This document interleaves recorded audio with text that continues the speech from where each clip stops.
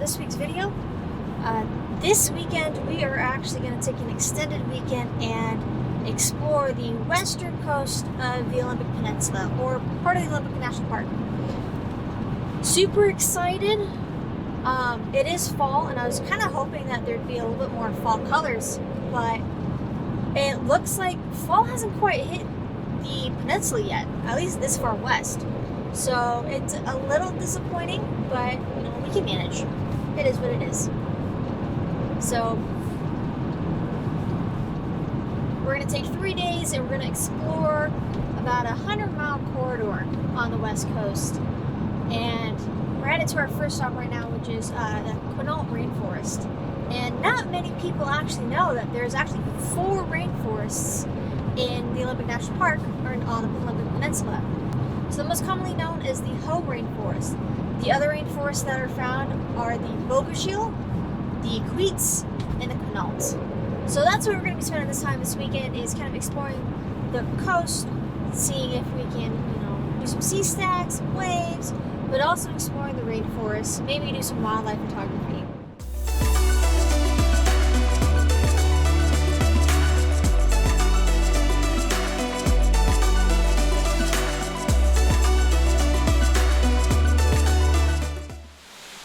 And in true Washington rainforest fashion, it's raining. Not really a hard rain, it's kind of more like a mist, a little bit of a drizzle. But let's show you what I got going on right now. So first stop of the day is that guy. Kind of hard to see. But as we come further and further into the rainforest, well, first rainforest, you can see more and more of the autumn colors. There we go, there's a nice shot.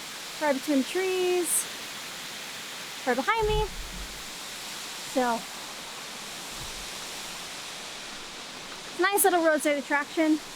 And it's been a hot minute since I brought out the slider, so let's bring out the slider. Let's show you what I got going. So right here, I got the trusty old slider going. See?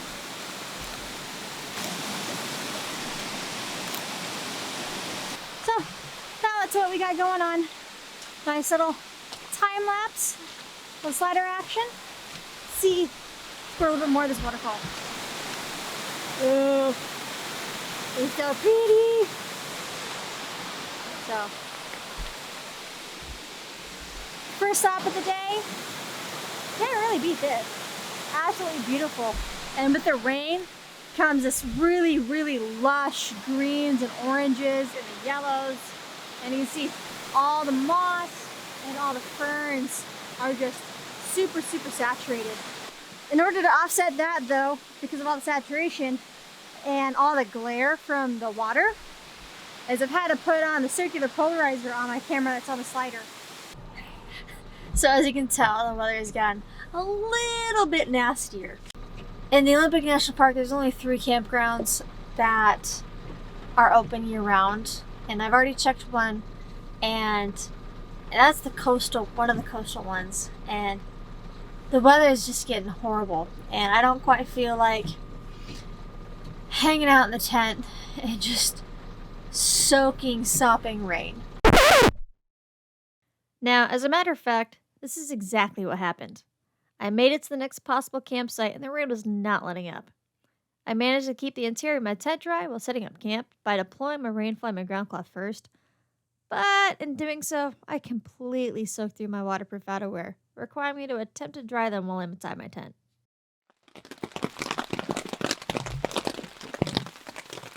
Getting there.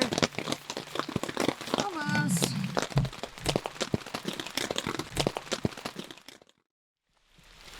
Rain's getting to be a little much, so I'm gonna go ahead and put my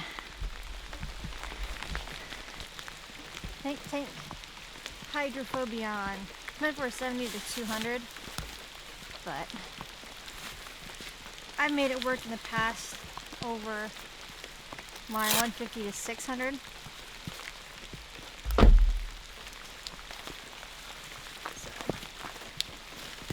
Granted, that was on an Icon, so see. see if it'll work over the Sony.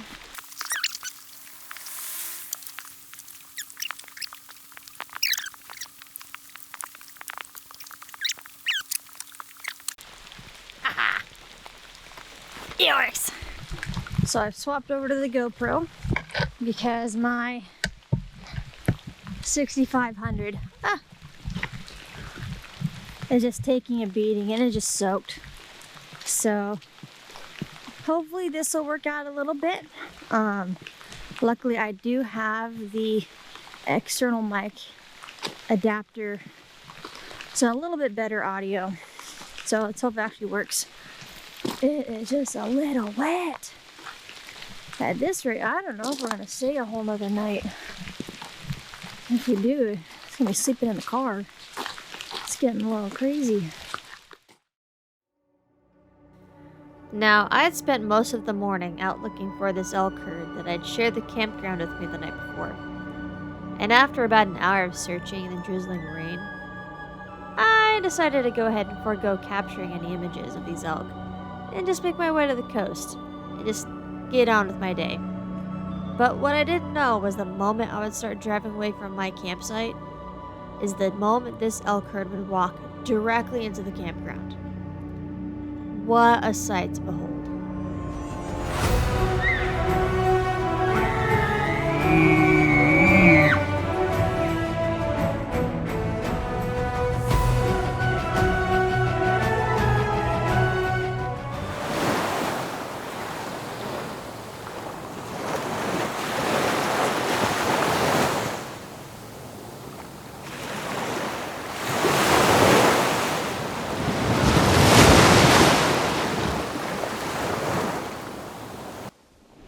So I'm at the last beach for the day, and I thought my lab mic was working. I forgot the actual connector for it. So, rookie move. All these awesome sea stags. So right now I'm actually running a time lapse again. For some reason, it's not quite wanting to work. So I'm gonna continue running it and just kind of see what it comes out with.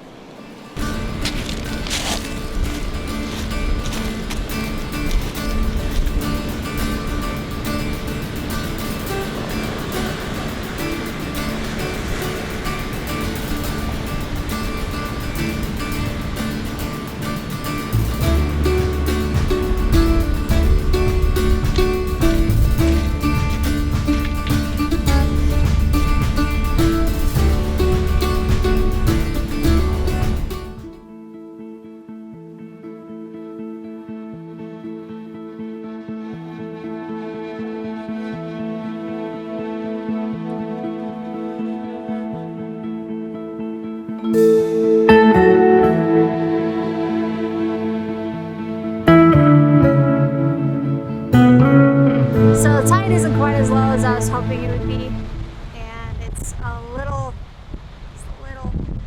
concerning. Not even really concerning, it's that, you know, it's disappointing. And I love this sea stack and with the light right there, but I'm not getting the foreground that I'm wanting. And it's making it super difficult. So because if the tide was just a hair lower, it would be perfect. But unfortunately, it's just not the case. It's because I love how the sea stack, it's kind of got this rim light around it. We've had more clouds. Unfortunately, they seem to be going out to sea rather than inland. So.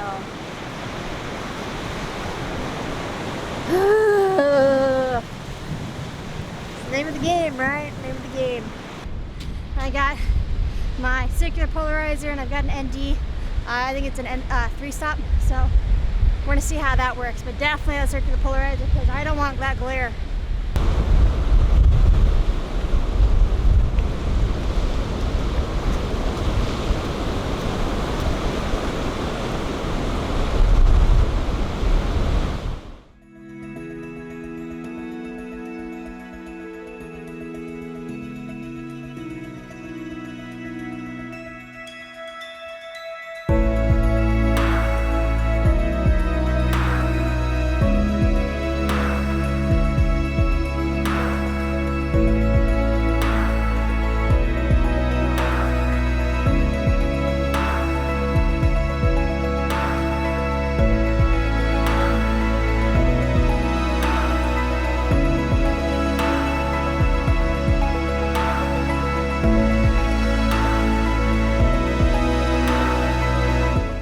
unfortunately.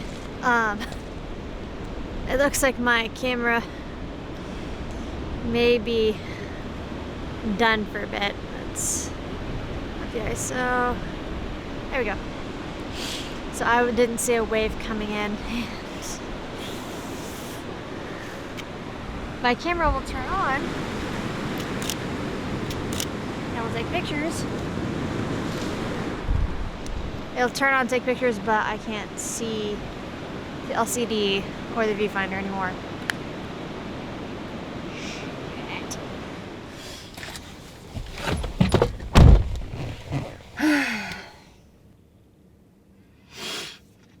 Well, I hope you enjoyed today's video, and I'll catch you in the next one. Bye for now.